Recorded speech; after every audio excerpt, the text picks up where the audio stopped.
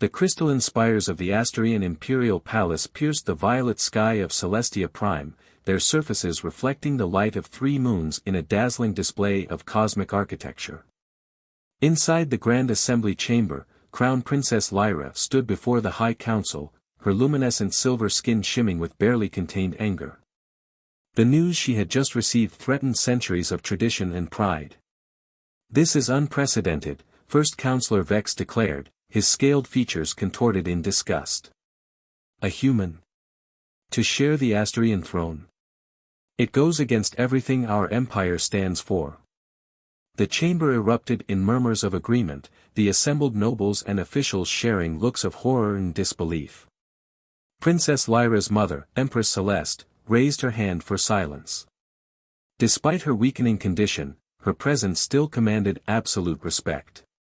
The ancient curse that had plagued the royal bloodline for generations was taking its toll, her once brilliant skin now dull and ashen. "The prophecy is clear," the Empress stated, her voice carrying to every corner of the vast chamber. "Only a union between our heir and a child of Earth can prevent the curse from claiming not just the royal family, but our entire civilization."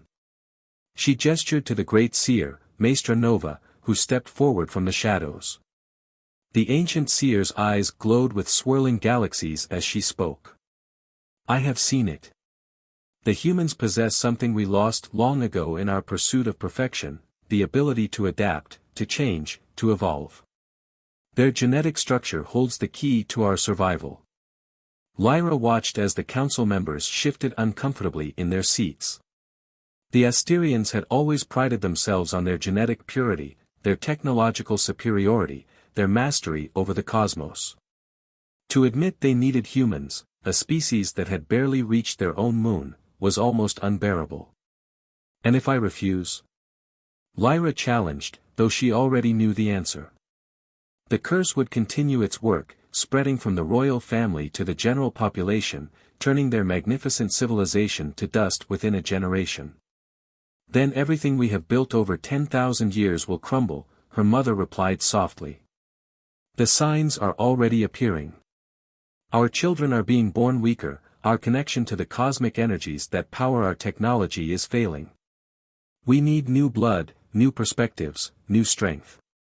The chamber doors burst open as General Arcturus stormed in, his battle armor still bearing scorch marks from recent combat. "Your Majesty, we've lost contact with the Outer Rim colonies. The Void Plague is spreading faster than we anticipated." Lyra's heart sank. The Void Plague, the physical manifestation of the curse, had already claimed 3 star systems. It turned living beings to crystal, frozen in their final moments like cosmic statues. No cure had been found, no defense had proved effective. "Time grows short," Empress Celeste announced, rising from her throne despite her weakness. "The ancient texts speak of humanity's unique resistance to cosmic corruption. Their chaotic nature, which we once dismissed as primitive, may be our salvation. But how will we choose?" Lyra demanded. "There are billions of humans. How can we know which one is worthy of the throne?" Maestra Nova stepped forward again, her robes flowing like stardust. "The cosmic threads have already chosen.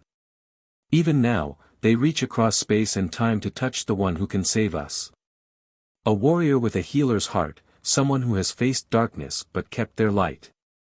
The chamber fell silent as Nova raised her hands, channeling energy into the central projection matrix. A holographic image appeared, Earth, spinning slowly in the void. Then it zoomed in, focusing on a specific location. "There," Nova whispered. "In what they call the Rocky Mountains. Our salvation awaits." Lyra studied the coordinates with a mixture of dread and curiosity. Somewhere on that primitive planet, someone was about to have their life changed forever. And whether they liked it or not, the fate of 2 civilizations would rest in their hands. "Prepare the quantum bridge," Empress Celeste commanded. "Princess Lyra, you will lead the delegation to Earth. Find this human, bring them back, and prepare them for what is to come." As the council session ended, Lyra lingered in the chamber, watching the hologram of Earth rotate slowly in the air. She had studied the planet, of course, all royal children were educated about the various species under their protection. But humans had always seemed so fragile. Short-lived. Emotional. And yet, according to prophecy, one of them would stand beside her as an equal, helping to guide the Empire through its darkest hour. The thought was both terrifying and strangely exciting. "You fear change," Maestra Nova said softly, appearing beside her. "But remember, young one, it is not the strongest species that survive, but the most adaptable. Humans have survived ice ages, plagues, wars, and their own near-extinction events. They endure. They evolve. They hope. These are qualities our people have forgotten." Lyra squared her shoulders, her royal training taking over. "Then let us hope this chosen one is everything you believe they will be. Otherwise, we're risking everything on a primitive species potential." As she left the chamber to prepare for the journey to Earth, Lyra couldn't shake the feeling that everything she knew about her role, her people, and the universe itself was about to change. The question was, would it be change for the better, or would this desperate gamble be the final mistake of a dying empire? Maya Rodriguez stood at the edge of Eagle Peak, watching the sunset paint the Rocky Mountains in shades of gold and purple. The crisp mountain air filled her lungs as she checked her climbing gear one last time. At 32, she had found peace in these mountains that years of military service never gave her. Trading combat boots for hiking ones had been the best decision she'd ever made. A group of eager tourists waited behind her, ready for their twilight climbing lesson.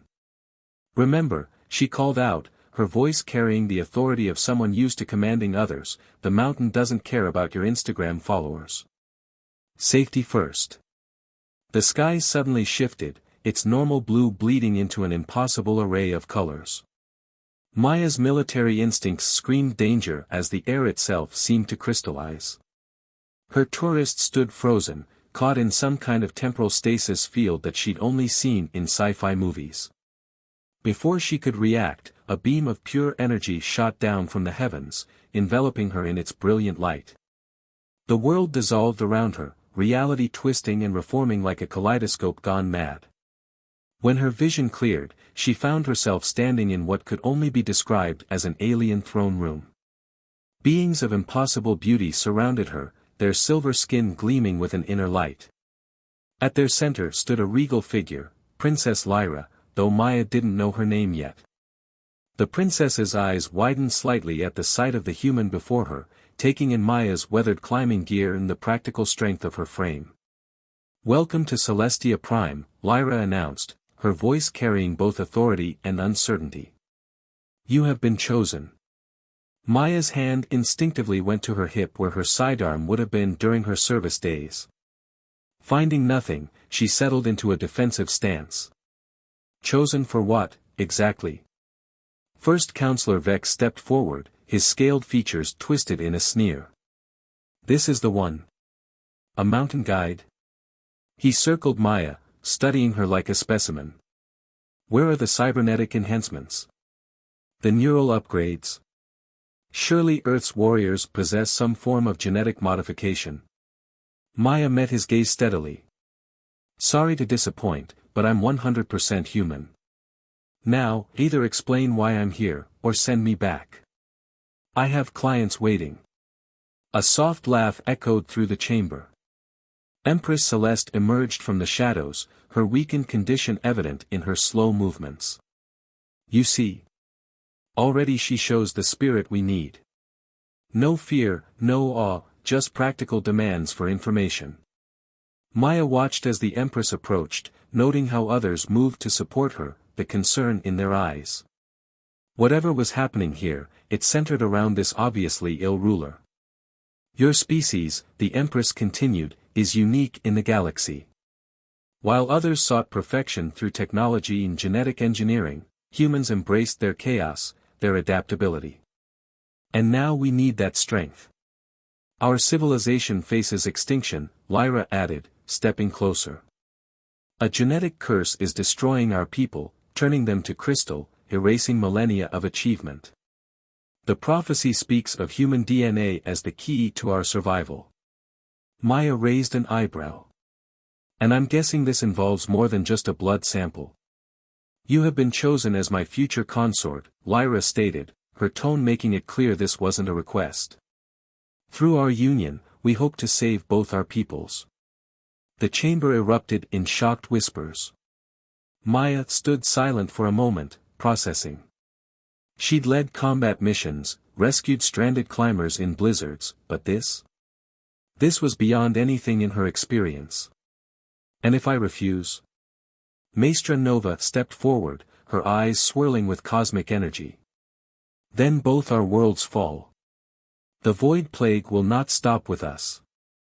Earth is next. Maya ran a hand through her short dark hair, a habit from her military days when facing impossible decisions. You're asking me to marry an alien princess I've just met, based on a prophecy, to save two civilizations. Yes, Lyra replied simply. A memory flashed through Maya's mind, her commander's words during her final mission, sometimes the craziest plan is the only one that works. She'd learned then that survival often meant embracing the impossible. I'll need proof, Maya said finally. About this plague, about Earth being in danger.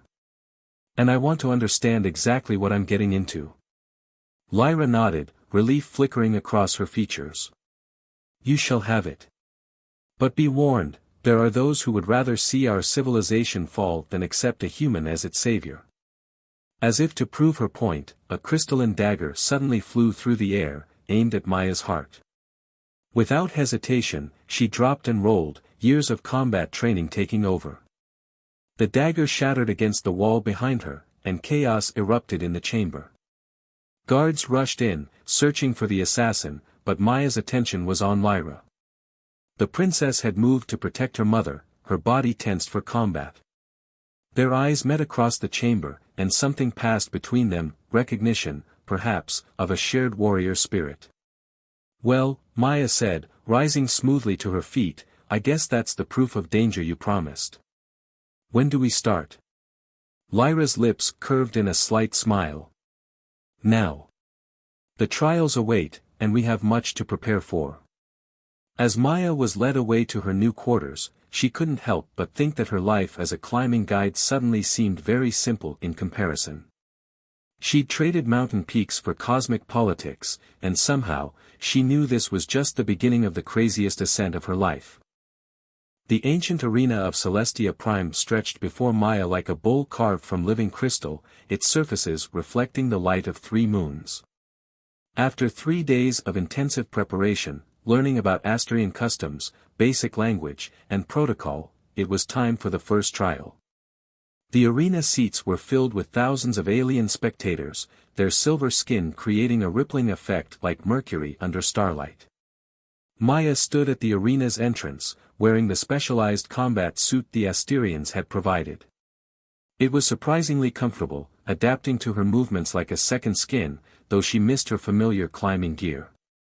Beside her, Princess Lyra looked resplendent in her royal battle armor, its surfaces gleaming with embedded power crystals. Remember, Lyra said softly, this trial isn't just about survival. It's about proving we can work together. The Council needs to see that our species can cooperate. Maya nodded, checking the energy weapon they'd given her one last time. Any other details about what we're facing, or is it all still a surprise? Telling you would defeat the purpose, Lyra replied, but there was concern in her voice. Just, trust your instincts. That's why you were chosen. The arena's central platform began to rise, carrying them up into the open space. First Counselor Vex's voice boomed across the stadium. The trial of unity begins. Let all witness whether human and Asterian can truly become one. The ground beneath them shuddered, and the crystal floor began to shift and change. Massive structures erupted from below, a labyrinth of translucent walls, bridges, and platforms, all seemingly made of pure energy. At the center, floating high above, was a pulsing orb of light. The Harmony Sphere, Lyra explained quickly. We must reach it together. If either of us touches it alone, we fail. But the path. She trailed off as the labyrinth between them and their goal began to move, walls shifting, platforms rotating. A maze that never stays the same, Maya observed. Like one of those old puzzle boxes, but trying to kill us. As if in answer, energy beams shot from the walls, forcing them to dive in opposite directions. The trial had begun. Maya rolled to her feet, military training kicking in as she assessed the situation. The maze was a death trap, but it followed patterns. Each shift came with a subtle vibration beforehand. She could work with that. Lyra, she called out. The changes, they're not random. There's a rhythm. The princess was already moving, her inherited cosmic powers allowing her to glide gracefully between platforms. Yes, but it's more than that. These patterns, they're like the ancient Asterian dance of unity. The steps are familiar. Maya watched Lyra's movements, understanding dawning. It's a partnership dance, isn't it? Two people moving in sync. She'd learned about these dances during her crash course in Asterian culture. One leads, one follows, then they switch. A smile flickered across Lyra's face. Exactly. But we must time it perfectly. They began to move through the maze, communicating with gestures and quick glances. Maya's tactical mind mapped the shifting patterns while Lyra's cultural knowledge predicted the changes. When energy beams threatened one, the other would create a distraction. When platforms disappeared, they caught each other. But it wasn't enough. The maze grew more complex, the energy beams more frequent. They were only halfway to their goal when the real challenge revealed itself. A section of wall became transparent, showing the crystallized form of an Asterian child, caught in the Void Plague's grip. Then another appeared, and another, victims of the curse that threatened their civilization. Lyra faltered at the sight, her concentration breaking. A platform beneath her feet began to dissolve. Focus! Maya shouted, leaping across the gap between them. She caught Lyra's hand just as the platform vanished completely, her other hand gripping a crystal outcropping. The impact sent pain shooting through her shoulder, but she held on. They're trying to break our concentration, Maya grunted, muscles straining. Using your fears against us. Lyra's eyes met hers, filled with anguish. Those children, their families. I failed them. No, Maya pulled her up onto solid ground. You haven't failed anyone. We're here to find a solution, remember? But we can't help them if we don't complete this trial. Something shifted in Lyra's expression, respect, perhaps, or understanding. She nodded once, regaining her composure. They moved faster now, anticipating each other's movements. When energy beams came, they used them, Maya showing Lyra how to redirect the attacks back at the maze's defenses. When walls shifted, Lyra guided them through the ancient dance patterns, teaching Maya to feel the rhythm of their world. Finally, they reached the central platform. The harmony sphere pulsed above them, but a field of pure energy separated them from their goal. The final test, Lyra breathed. We must reach the sphere at exactly the same moment, from opposite sides. Perfect synchronization. Maya studied the energy field. Like the rest of the maze, a dance. You taught me the steps, now let me show you something about trust. She held out her hand. Sometimes on Earth, when climbing partners face a difficult ascent, they rely on each other completely. We call it a leap of faith. Understanding passed between them.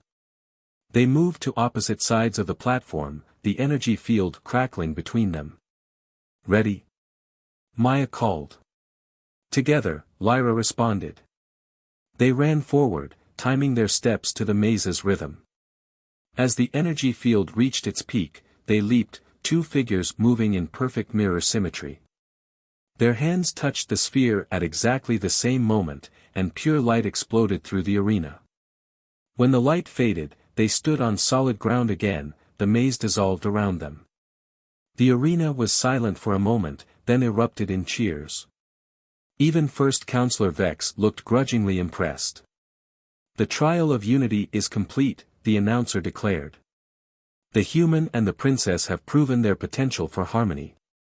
Maya looked at Lyra, both of them breathing hard from the exertion. That was some dance. That was some trust, Lyra replied, a new warmth in her voice. Perhaps there is hope for our peoples after all.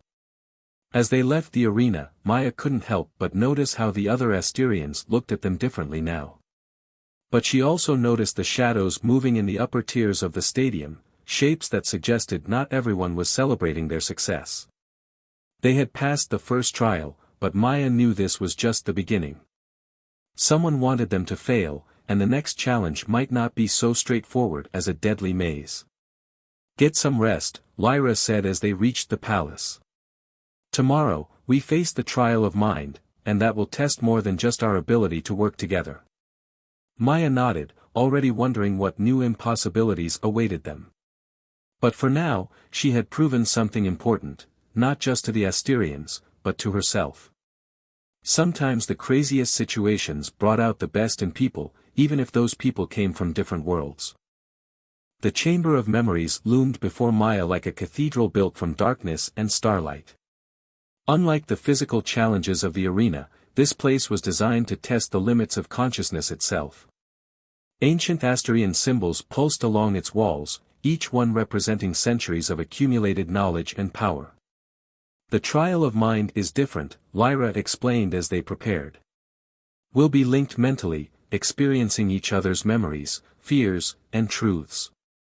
Many partnerships have failed here, unable to accept what they discover about each other.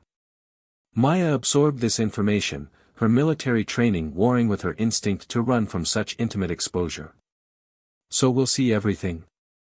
Every memory. The ones that shaped us most deeply, Lyra confirmed, her silver skin dimming slightly, a sign of concern in Asterians. Are you ready? Before Maya could respond, Maestra Nova approached, her cosmic eyes swirling with unusual intensity.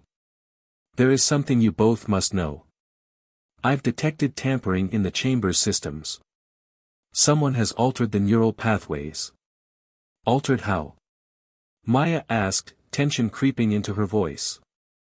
To dig deeper, push harder into traumatic memories. They mean to break you. The seer's voice was grim. I can reset some of the safety protocols, but not all.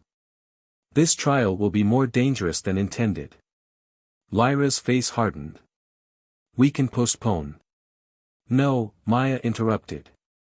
That's what they want. To make us look weak, afraid. She turned to Lyra.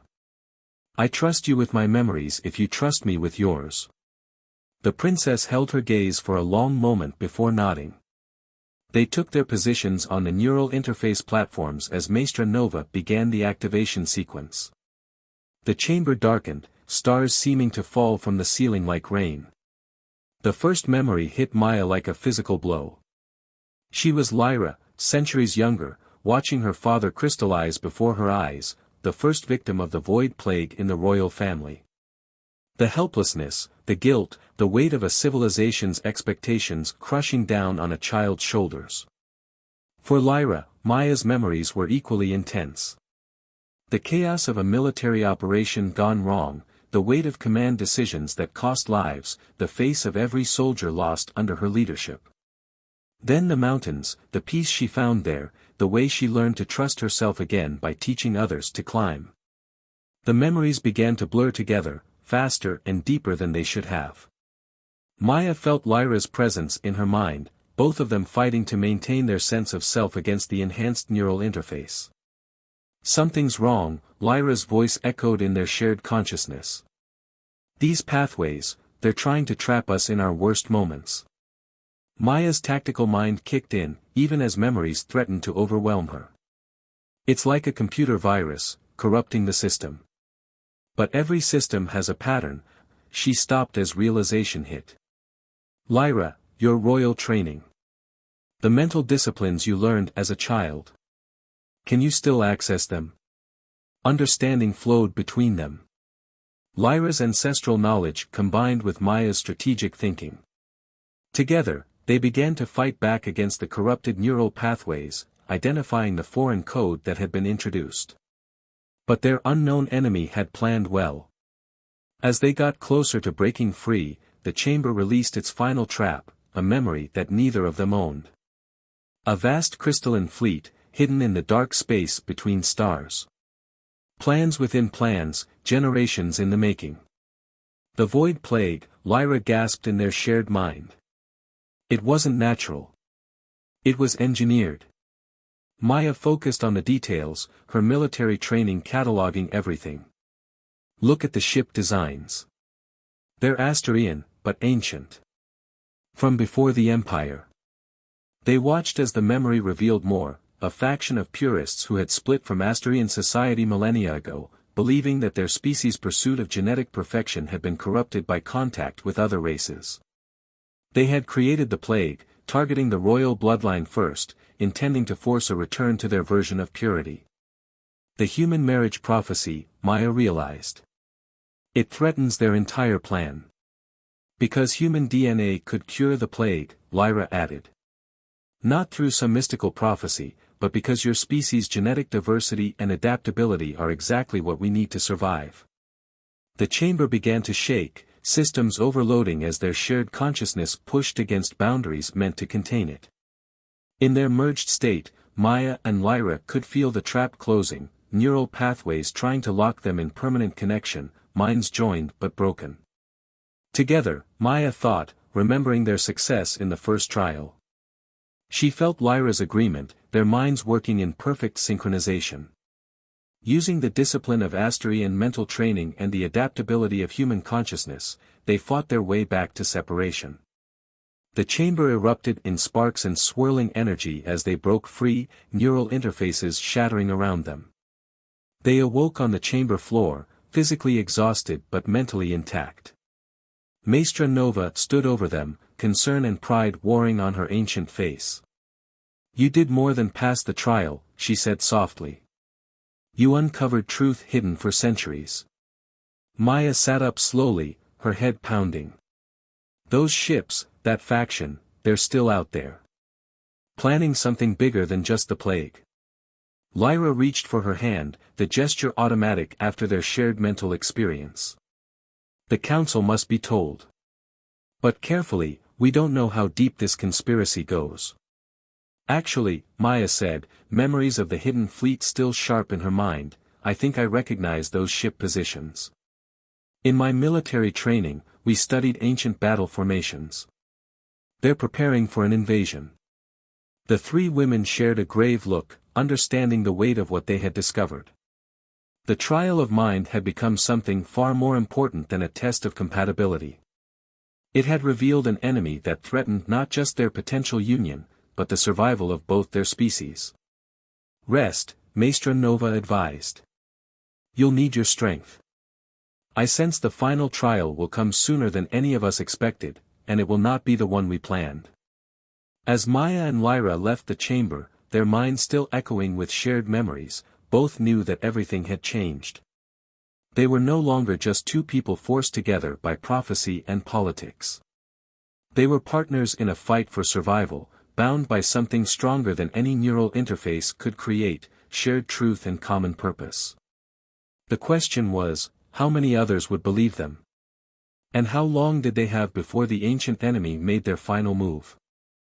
The emergency alarms of Celestia Prime wailed through the crystal spires, their haunting tone marking the arrival of what Maya and Lyra had feared. The ancient Asterian fleet, hidden for millennia, had emerged from the dark space between stars. Their crystalline ships, beautiful and terrible, filled the violet sky like a swarm of deadly insects. In the Imperial Command Center, Maya stood beside Lyra, both of them watching the tactical displays with grim determination. The shared memories from their mental trial had changed them both, no longer princess and human, but warriors united against a common threat. The council still debates, First Counselor Vex announced, entering the chamber. Many refuse to believe that our own kind could engineer the void plague. Then they'll die debating, Maya said sharply, her military experience reading the enemy formations. Those ships are in attack position. They're not here to negotiate.